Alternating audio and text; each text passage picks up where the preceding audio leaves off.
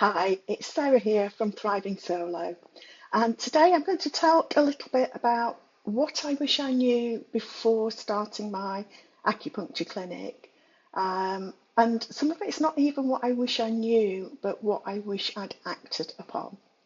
I don't want to scare anybody, and I'm here really to share a few tips so that you can actually learn from some of what I missed out. So skip a few headaches, hopefully learn from my mistakes. I'm going to be talking, of course, about my own acupuncture business, but a lot of what I'm talking about will apply as well to all sorts of other solo health practitioners. So I think the first thing is a spreadsheet won't make you an accountant, but it helps. I already knew plenty about budgeting before I opened my clinic. We'd also covered budgeting as part of my acupuncture degree course. I used to, in a past life, be an auditor and risk manager. And I'd also done plenty of budget work in my previous life in the civil service. And yet, although I knew all that, I didn't really apply it. I had got a budget spreadsheet. I didn't fill it in all the time. I ended up at the end of the first year having to scramble a bit to get all my accounts together, and I was taking on, I did employ an accountant to help me with that. So it was not all down to me, and I'll tell a little bit more about that as we go along. But you do need to be doing a certain amount of bookkeeping, and it really helps to do it as you go along. It's very much a case of you're likely to miss receipts that you could include if you don't. It doesn't have to be a complicated system at all. My own spreadsheet was very simple. I just needed to use it. So you can use apps, you can use spreadsheets, you can still keep the receipts in little shoe boxes. Just pick something that you're going to actually use and stick with. It's better to do it at the end of every week so that it doesn't creep up on you. Like I said, I've been going from April through to October. I had to get my accounts in by October for my accountant to work on them, and I left it till the last minute and pulled everything together sort of in the last few days with some help from my husband. So that's the other thing that I would suggest. Think about whether or not you need to use an accountant. You might not need to. I wanted to do that to make sure that I was making the most of any tax deductibles that I could. They can be worth their weight in gold when it comes to tax time. And certainly I just wanted to know that I was doing things more or less right. Okay. The other thing is to make sure that you need to budget for more than just couch roll and needles. You're going to need to pay for things like your insurance, cleaning, licenses, and advertising, depending on how you want to market your business. And those things, like I say, become tax deductible. So it's good to know where your money is going out as you go along so that you can adjust if need be. So that was one of, like I say, I knew that. I knew that I needed to budget. I needed to apply it. So the other thing was about client care not ending at the needles. And again, this was something that I knew, but it became a lot more reinforced once I was running my own business. It's not just about the treatment that you provide to your client. You've also got all of the other hats that you're wearing as a solo practitioner. So you're also the receptionist, you're the appointment keeper, you might be the cleaning staff. I certainly was. I did my own cleaning here. And you need to set clear hours so that you don't end up just trying to squeeze in one more appointment when you've still got those other jobs to do. That was something that I was fairly well aware of before I started, but like I say, it really sort of brought it home to me. Until you actually start doing the job, you don't always know quite how much time some of those other jobs and roles are going to take up. You should definitely look to automate what you can, and that was something that I did learn quite quickly. I started to put processes in place that could speed things up for me and stop me having to redo everything. So I moved to an online booking system. In the early days, I let my clients actually have more flexibility in that booking system than I did, for example, when we went into the pandemic. And I had to be quite careful about timings to make sure that people weren't going to cross over, meet one another. It's good to make follow-up easy. So best if you can answer their questions beforehand so that you're not getting calls after the appointment saying, what do I do about this? Should I have done that? Etc. So by making follow-up an integral part of your process, you can cut down the amount of time that you need to spend answering questions later on. And it's a good idea as well to make sure that you've got full stock in place that you need. You don't want to be running out of couch roll or needles or whatever you happen to need to use in your clinic. So that's another important one in terms of client care. It doesn't quite seem like client care, but believe me, if you run out of something that you need for your client, it is. The other thing that I had to learn sort of along the way was how to market without feeling awkward. That is something that I do wish that I'd known a little. We did do some role play within our acupuncture training, which was really helpful. If you get that opportunity when you're training or even just with friends, it's worth having a go. It might feel uncomfortable, it might feel awkward doing it as role play, but it's easier than when you're doing it for real, really. A lot of us do feel quite uncomfortable promoting ourselves. Certainly, I know that my husband has always been much better at explaining what I do and how I can help people than I feel I'm able to do. But like I say, you need to integrate it into your daily routines so it becomes natural and you don't feel awkward and your clients won't feel awkward. They'll know that it's part of the process. So, when I got to the end of a treatment, I'd be talking about when it's best for them to book in again, when it's going to be convenient, when it's convenient for them and for me.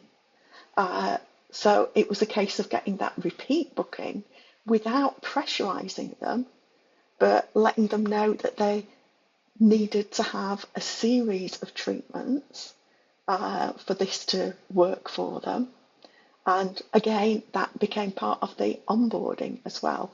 So the more you can set expectations up front, the less self-promotion you're going to need to do later on. The other thing is to, if you've got a happy client, ask them for a review at that point. just ask them to speak honestly online. Give them a link that they can fill in. Just a polite little nudge. It doesn't have to be anything deep. The other thing is to perhaps just pick one or two social platforms to start with. If you're going to be marketing using social, and a lot of us do, not necessarily because we're happy on social, maybe you are. I can't say that I was, but I knew that my clients were using it, and so I needed to use it too. But don't feel like you've got to do everything at once. Pick the ones that you know your clients are using and that you feel comfortable with. You don't need to do fancy graphics. I'm not doing fancy graphics here. I'm hoping that I might be able to add things as we go along, but just start simple. Partner with other local providers as well. I had another acupuncturist in the area that I partnered with, so that if she was away on holiday, I could cover her clients, and vice versa. And also we did treatment exchanges. So I would give her an acupuncture treatment, she would give me acupuncture. So it's well worth finding other practitioners in your area that you're not competing with, but collaborating with.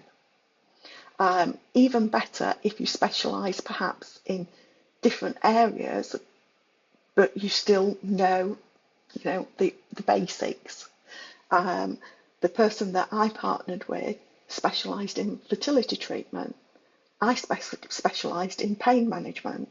So we weren't competing, but I had as part of my initial training in fertility. I knew what was involved, and we just worked on the prescriptions, the acupuncture prescriptions that we were using with those people. We passed that over to keep the continuity of treatment. Referrals go both ways.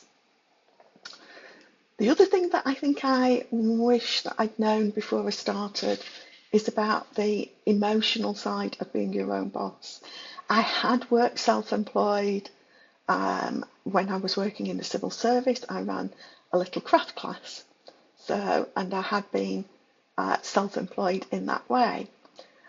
But it was somewhat different when you're running a healthcare business. There's a little bit more pressure than running craft classes for somebody. And that can feel a bit lonely, especially if you've had, as I had, 3 years training, working with your cohort, working with other students, and being able to bounce ideas off one another. I would recommend that if that's something that might bother you, join a network. In acupuncture, we have something called supervision, which is not really supervision, it's mentoring and coaching. And I actually joined group coaching along with a couple of my friends that I'd studied with, so that we actually had a chance still to get together.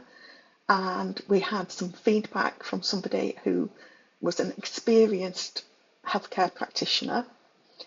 So she was able to coach us and guide us along the way. But if you can't afford that to start with, I didn't want to afford that to start with, but I saw that it was going to help me, and I invested in that within probably about 3 to 6 months of being set up. But if you can't afford that to start with, then have a look for other groups that you could get that sort of support from. Don't ignore burnout signals. Even when you're at the beginning and might not have a full schedule of clients, you can still end up feeling burnt out by all the other work that you have to do as a solo practitioner. So schedule actual days off, even if it's just to go for a walk, meet up with friends, sit and read.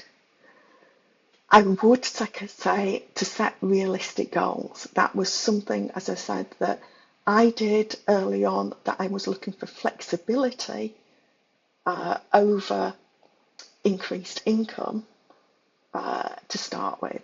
So that was, a realistic goal for me. I wanted to make sure that I could manage my time. A full schedule by end of year one sounds nice, but you may find that with all the other non-clinical work that you have to do, it might not be feasible. And make sure that you do talk to family and friends about your work. Let them know if there's ways that they can support you.